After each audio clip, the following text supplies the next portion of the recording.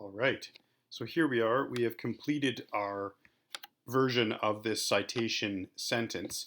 And what I'm going to actually do is I'm going to have to take this and fit it into my body paragraph on the kingbird myth. So I've gone ahead and used my notes to write this chunk of citation and then kind of cozied it up to what I think it would fit with in the main body paragraph. Furthermore, Arns, that's the author of the article that we were just reading and borrowing from, proclaimed that powerful myths dehumanize or animalize characters within their telling. So this is a scoopable or removable, to steal their voices. And that comes from the page range of 20 to 23. So note how we mark the page range with that PP marker, the period, then a space, and then the range of pages that we actually read to pull this data from. So then we might put it beside something like this. Conversely, Kogawa has animalized a colonial force in the form of the kingbird from the children's fearful parable, and ironically, this menacing presence hovers over all with piercing eyes, waiting to stab down with silencing vengeance. And then I've got my page marker. So then I'm actually going to copy this brand new citation.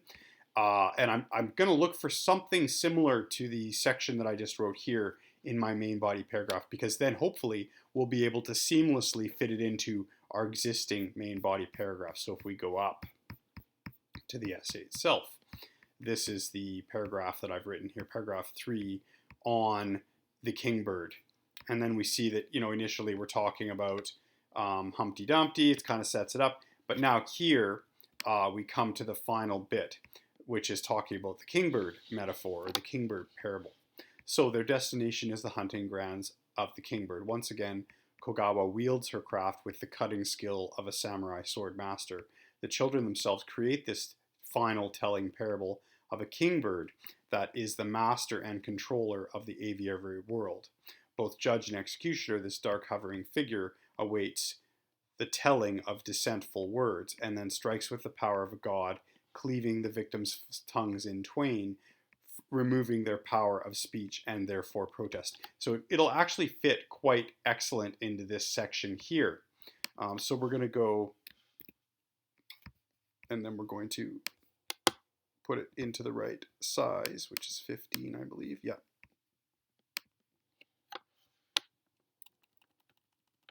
And then we need to change our transitional word.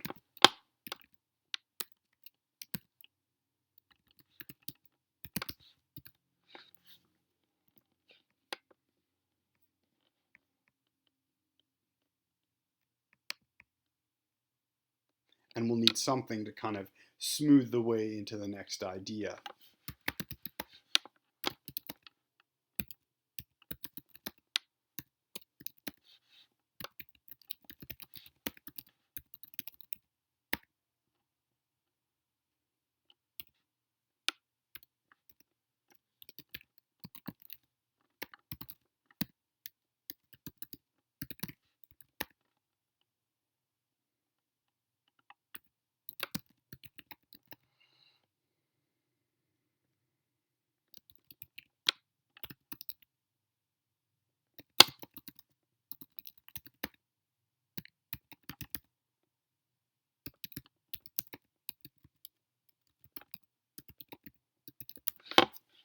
Good.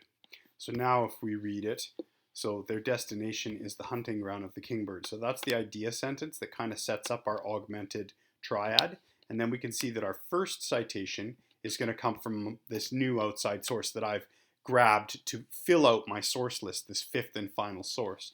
So additionally, Arns 2019 proclaimed that powerful myths dehumanize and animalize characters within their telling to steal their voices, to steal. Yeah, okay, perfect. And this concept is effectively reversed by Kogawa, metaphorically creating a kingbird to represent an invisible colonizing force.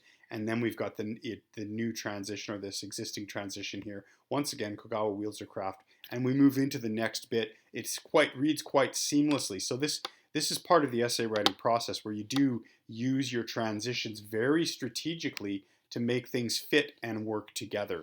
Okay, so hopefully these two videos together show you the process of reading from a source, scanning to find those relevant keywords, capturing the data with your close reading and annotating note-taking process, then creating your citation, and now gluing it in this augmented triad format. So altogether, this is the very advanced and really crucial reading to writing skill that university students need to be able to complete their research papers.